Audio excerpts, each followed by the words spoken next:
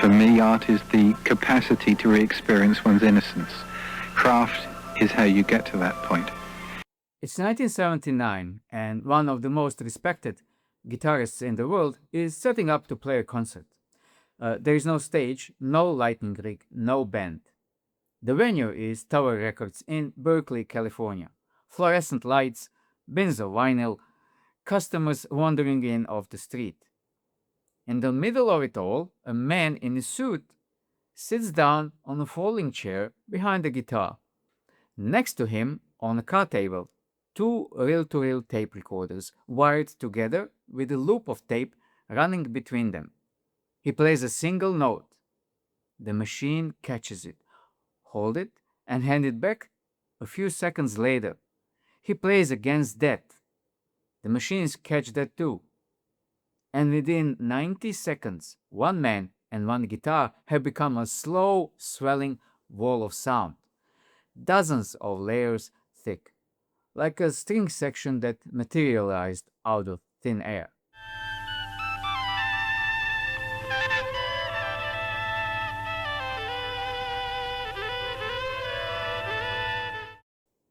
No overdubs, no studio, no edits. Happening live in a shop. The guitarist is Robert Fripp. The system he called Frippertronics. Fripp didn't invent this alone. In September 1972, he visited his friend Brian Eno at his flat in London. And Eno had something strange set up. Two tape recorders wired together, a loop of tape running between them. Eno had built it after encountering the idea in experimental classical music. Composers who had been using tape delay to layer sound on itself in real time. He plugged Fripp's guitar in. Still am not aware of. I took my guitar and pedal board and plugged in. He didn't tell me what would happen. I did it. And side one of No Pussyfooting is... What they made that afternoon, one guitar, without a studio, without any engineer, was over 18 minutes long. They called it the Heavenly Music Corporation. It became side one of an album called No Pussyfooting. But Fripp didn't just co-write a record. He'd seen with his own hands what one guitar could do when a machine remembered everything it played. He spent the rest of the decade refining the system, making it portable, making it his, and giving it a name, Frippertronics. Here is the whole machine. Two tape recorders. That's it. Specifically, two Revox A77s. A consumer reel-to-reel you could walk into a shop and buy. Not a custom lab instrument. Off-the-shelf gear. That ordinariness is the whole point. Normally, a tape recorder records and plays back almost instantly. The record head and the playback head are just an inch apart on the same machine. Fripp's trick was to take the tiny gap and stretch it across the room. He placed the two machines a few feet apart on a table. A single loop of tape runs out of first machine, travels across the physical gap between them, and is read by the second machine. Then loops around and returns. Sound goes into deck 1, travels as magnetism on moving tape, and comes out of deck 2 a few seconds later. The distance between machines is the delay. Move them closer, faster echo. Spread them further apart, longer gap, typically 3 to 6 seconds. You're building a delaying line out of empty space and the speed of moving tape. A single echo isn't the magic. The magic is what happens next. Well, I first worked with this tape technique for Frippertronics 7 years ago this month, which was when the side one of No Pussyfooting was recorded. So every sound Fripp plays doesn't just echo once and vanish. It gets recorded again, on top of itself, and again, and again. One note becomes a layer. That layer becomes 2, 2 becomes 8. Everything he has played in the last minute is still circulating, all of it sounding at once. On each pass around the loop, the sound fades just slightly. The old layers get a little quieter every time they circulate. One knob controls how fast. Set it high and the layers pile up in the dense, slow shifting wall. Set it lower, and old phrases dissolve as new ones arrive.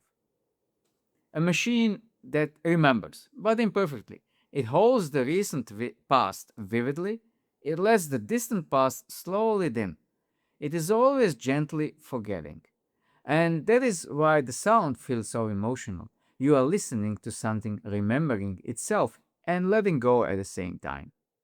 Drop a guitarist into a normal band, and his job is clear: one voice among many, playing against a drummer, a bass player, a singer. Sit that same guitarist in front of Hypertronics, alone, and the job changes completely.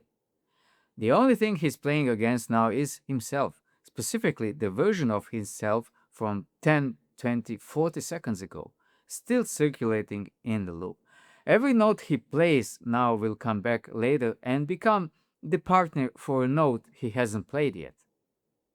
So a single guitar can become an entire ensemble. Lay down a slow, low drone that becomes the cellos. Add a sustained chord, the violas. Float a high line over both the violins. Each part is the same guitar, recorded sounds apart, all of them ringing at once. One man, one instrument, one take, the harmonic density of 40 players. In a normal performance, you react to what's happening now.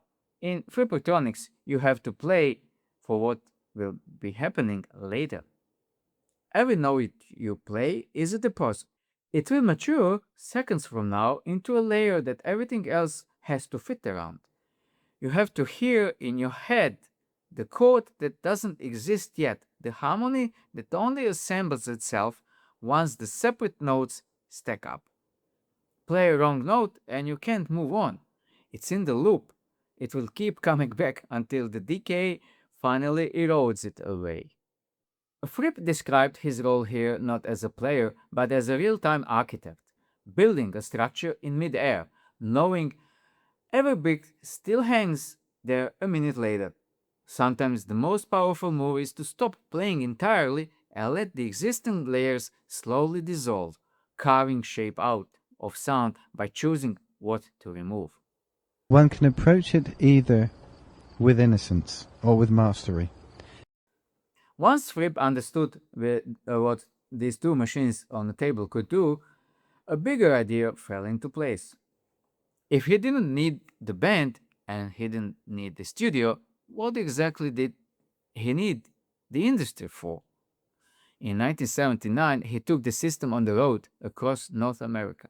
Not to arenas, not to concert halls, to record stores, restaurants, small galleries, pizza parlors, Tower Records in Berkeley.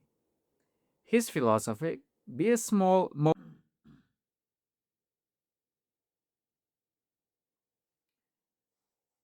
no gatekeeper deciding whether his music was commercially viable. The accepted wisdom said complex, layered music required a professional studio, expensive rooms, engineers behind glass, a corporation paying the bill and owning the result. Fripp walked into a record shop and produced exactly that: dense, sophisticated, genuinely beautiful music, standing on the customer's side of the counter, owing nothing to anyone. He released the live recordings as Let the Power Fall, an album of Freepertronics. Not recorded in a studio, recorded in those shops and restaurants, in front of whoever happened to be there. Walk into any music shop today and somewhere on the floor is a small metal box with a single foot switch called a looper. Tap it once, records what you play. Tap again, loops it back while you add another layer on top. Street performers use them.